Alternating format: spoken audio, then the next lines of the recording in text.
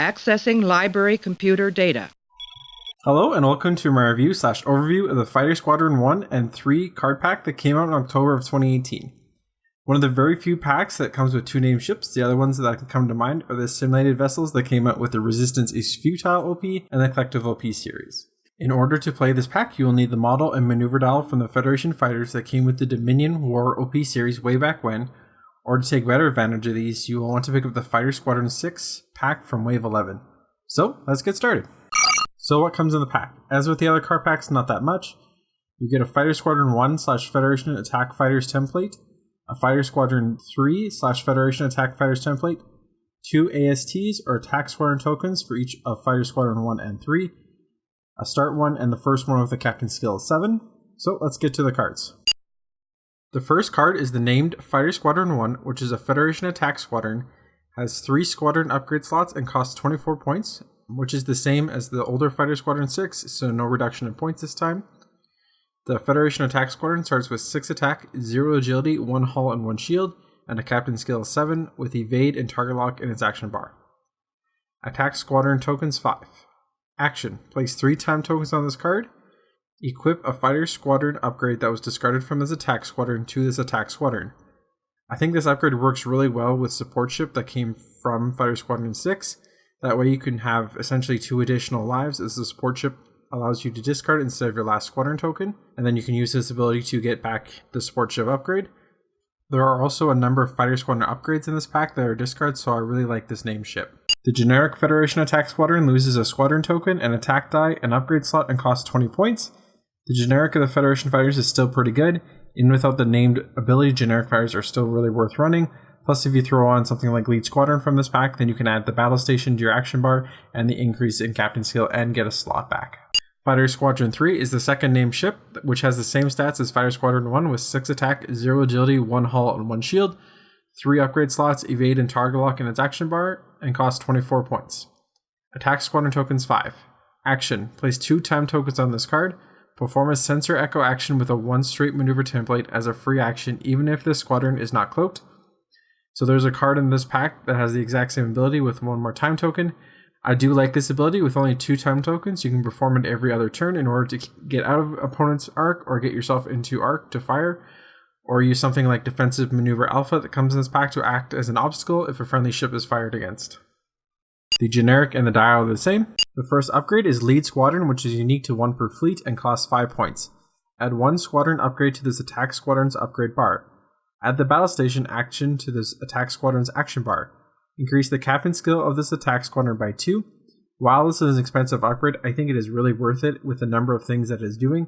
It replaces itself with adding the upgrade slot, adds the battle station, which can give you better quality from your 6 dice, and to increase the captain skill to 9 to give you a better chance to fire first and destroy your opponent's ship, perhaps before they can even fire against you.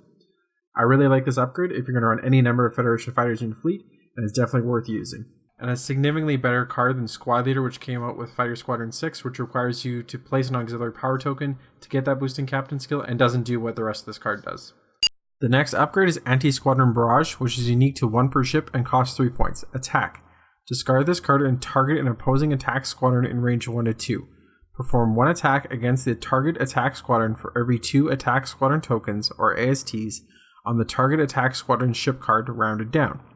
So you'll get 2 attacks against full health fighter squadrons, which can be really useful in getting rid of the ASTs in your opponent's ship, but normally you'll only get rid of 1 per attack. While this is not something that's going to be needed every time you run fighters, but it is something to consider if you know your opponents like to run fighters, or the scenario or OP calls for it. Then it is worth taking. The next card is Defensive Maneuver Alpha, which costs 1 point. This attack squadron obstructs attacks targeting friendly ships. This is an interesting upgrade, and at only 1 point, I think is worth taking, because if your fighter squadron is in the way of a ship that attacks a friendly ship, then that ship gets to roll an extra defense die. This would work really well with Colo, even with the errata, so even if they are targeting the fighter squadron, they are then forced to target Colo if possible, and then the fighter squadron is an obstacle to shoot through. Another way you could do this is to use automated distress beacons, so to move the fighter squadron in a position after your friendly ship moves to intentionally create that obstacle. Next, we have Defensive Maneuver Beta, which is unique to 1 per ship and costs 2 points. When a friendly capital ship is defending at range 1, discard this card. Remove up to 2 ASTs from this attack squadron and target that friendly ship. For each AST, remove cancel 1 hit against the target ship. I think this card works decently well with Defensive Maneuver Alpha to really minimize the damage against the capital ship, but I think taking this card depends on how you plan on using your attack squadron. If you're focusing on a defensive support for the capital ship, then I think it might be worth taking, but if you are wanting a more attack-focused strategy, then losing the 2 ASTs and the attack power that comes with it, I don't think it's worth taking. The last Defensive Maneuver card is Defensive Maneuver Theta, which is unique to 1 per ship and costs 3 points. Combat phase. Discard this card and target all friendly capital ships at range 1.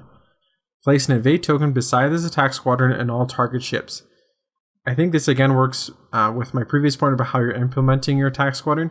Pretty good for a defensive build, and combine it with Fighter Squadron 1 so that you can get either this card back or Defensive Maneuver Beta back. But if you're going to a more offensive strategy with your Fighter Squadron, then again, I probably would not take this card, especially since you have to be at range 1 to use it. Next is Flanking Maneuver Delta, which is unique to 1 per ship and costs 2 points. After this attack squadron performs a left or right bank maneuver, discard this card and place an auxiliary token beside this attack squadron. Rotate this attack squadron 180 degrees. This is an interesting ability which allows you, for the lack of a better word, flank your opponent after you intentionally fly past them with a bank to hopefully be out of their arc, while using this card to get yourself back into arc. I don't love that it is discard, and I feel that the auxiliary token is probably enough. Maybe if it was disable, I would like it better. You can throw it on Fighter Squadron 1 again to get 2 chances to use this card, but I don't know if it's necessarily worth it. I'm pretty on the fence about this card. I can see where it'd be useful, but I'm not sure the cost in terms of discard and auxiliary is worth it. The second flanking maneuver is Flanking Maneuver Epsilon, which is unique to 1 per ship and costs 3 points. After this attack squadron performs a maneuver, place 3 time tokens on this card. Perform a Sensor Echo action using a 1 straight maneuver template as a free action even if this attack squadron is not cloaked. I like this card. The ability to perform a Sensor Echo action can be a really good thing to get either into arc or out of your opponent's arc. You could even combine this with Defensive Maneuver Alpha to act as an obstacle.